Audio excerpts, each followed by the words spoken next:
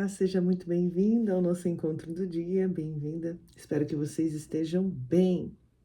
Bom, hoje nós vamos falar sobre Cristo perturbaria o sistema político. Bom, a gente não vai falar sobre questão política, tá? A gente vai falar sobre o que Cristo faria se viesse hoje no sistema político.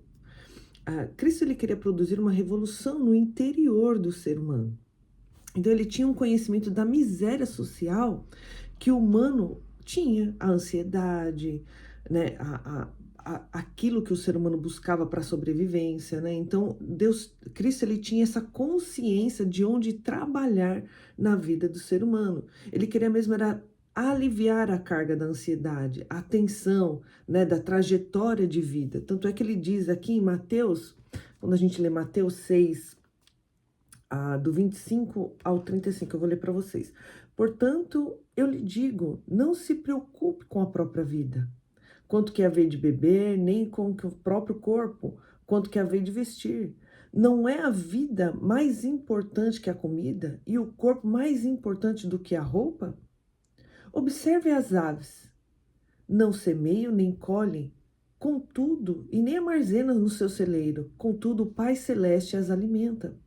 Não tem vocês mais valor do que elas? Quem de vocês, por mais preocupado que você possa estar, você vai acrescentar 1 hora a mais na sua vida com a sua preocupação?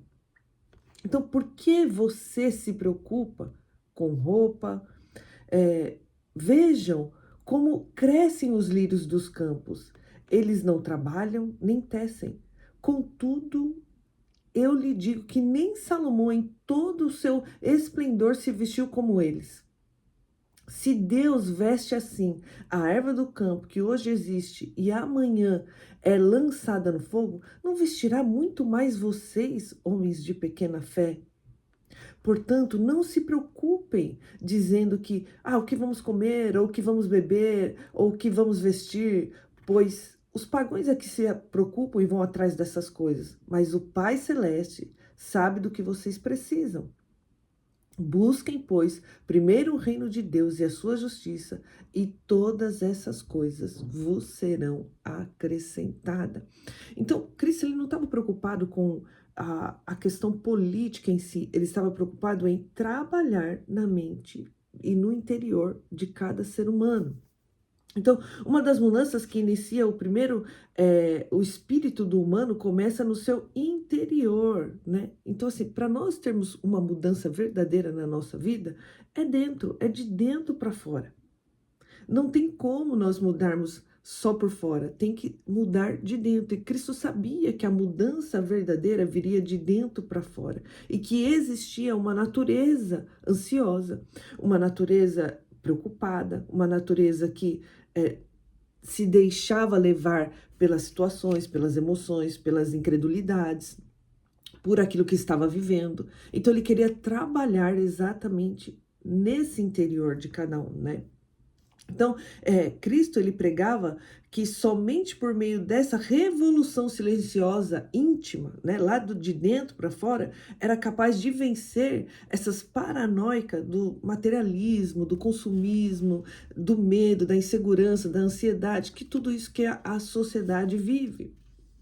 Então, assim, por diversas vezes, ele demonstrou claramente que o seu reino não se localizava na terra, que se localizava dentro de cada ser humano. Então, o reino de Deus, quando Cristo ele chega, ele fala assim: o reino de Deus chegou. Chegou para quê, queridos? Para trabalhar em cada ser humano, intimamente, dentro de cada ser humano. Cristo sabe como cada um sente, como cada um se preocupa, ele sabe como cada um age. Ninguém conhece mais você do que Cristo. Ninguém melhor do que ele para te ajudar a ser uma pessoa que cresça, que amadureça, que se transforme e que não vive, né, em mercê dos sentimentos, da raiva, do ódio, da mágoa, da insegurança, né? Então, Cristo ele não queria que nós vivêssemos nessa insegurança, né? Então, diversas vezes ele demonstrou que ele queria trabalhar era no interior humano, que ele não queria o reino. E ele realmente ele não queria o reino, né? Então, quando nós ele queria conduzir as pessoas a se interiorizar. Então, quando nós olhamos a história, né, de Jerusalém, né, então, assim, quando Abraão teve Isaac, que Isaac teve Jacó, e Israel, depois que é o nome de Jacó, que foi mudado para Israel, teve os doze filhos que que dão as 12 tribos de Israel. Então, Judá seria da onde vinham os reis, e o nome judeu deriva da tribo de Judá, né? Então, o judeu, ele passou por várias circunstâncias. Os judeus, eles não se curvavam, eles não queriam, né? Eles tinham aquela coisa dentro deles, né? Não, eu não adoro outros deuses, eu não me curvo a Deus nenhum. Só que eles passaram por várias situações, né? Quando o Caio, né? Calígula, queria que eles se prostrassem diante dele, eles não se prostraram. Teve muita morte dos judeus, mas eles não se prostraram, né? Então, os judeus, eles eram como se fossem persistentes, né? Eles não queriam ali, né, se submeter a nada disso e tal. Mas quando Cristo chegou, Cristo só demonstrou amor. Cristo não fez nada, não queria tomar o poder, não queria nada daquilo. Só que os judeus, eles traíram, né, toda a história deles com Cristo. Porque se nós pararmos para pensar, quando o Pilatos falou assim, vocês vão prender o rei dos judeus? E aí eles falam, não, nós não temos um rei a não ser César. Como assim?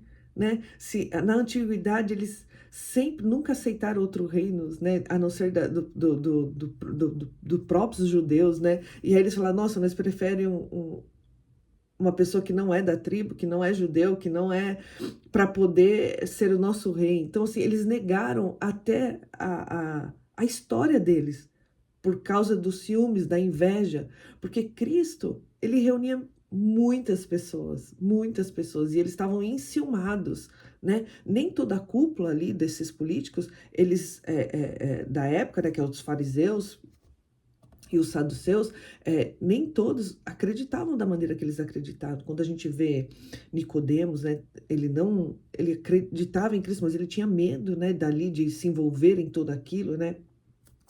O André de Arimateias também, se você vê ali, né, ele também ali, querendo ajudar, né?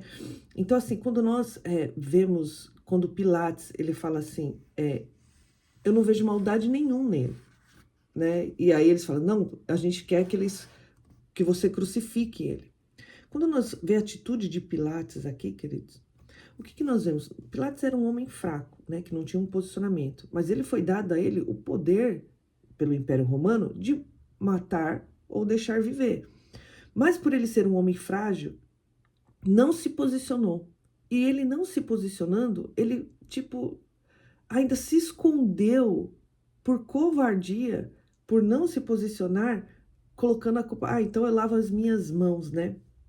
Então, a síndrome do Pilates se caracteriza pela omissão, pela dissimulação, negação do direito, da dor e da história do outro. Então, Cristo era seguido por multidões, por onde ele passava havia um grupo de pessoas que despertada por ele. Então, a multidão se aglomerava ao seu redor e isso causava grandes ciúmes nas cúpulas. E aí, quando o Pilates lava as mãos ali, é uma omissão, uma negação. E quantas vezes nós temos o poder dentro de nós, a sabedoria dentro de nós, de resolver uma questão? Por exemplo, você brigou com alguém. E ali você está numa situação que você fala assim, não foi eu não tenho culpa de nada, estou lavando minhas mãos, não foi eu que causei tudo isso. Mas está uma situação terrível aí dentro da sua casa. Então, tudo isso é uma omissão daquilo que nós podemos fazer. Porque todos nós podemos resolver qualquer problema, qualquer situação. Mas o orgulho muitas vezes não deixa a gente dar o primeiro passo. Então, a síndrome de Pilates tem agido muito na vida de várias pessoas, né? Então, de omitir o direito, de, sabe, se esconder por trás não foi eu que fiz, eu não vou me envolver. Não foi eu que, não é minha culpa, estou lavando minhas mãos e eles que se resolvam. Então, assim, Cristo, ele não quer isso de nós. Ele quer uma atitude de transformação, que nós sejamos um agente de transformação aonde nós estivermos. Que nós seremos aquele que nos posicionamos para resolver as questões, para, sabe, mudar as situações. deixar o orgulho e a soberba de lado, né? Então, quando nós olhamos para Cristo, para a atitude dele, com certeza ele abalaria qualquer sistema político hoje. Qualquer um. Qualquer sistema político ele abalaria. Porque ele não vive na questão do poder, né? De você ser o melhor, é meu, é eu que mando, ou é eu que faço, é eu que aconteço. Não, pelo contrário, né?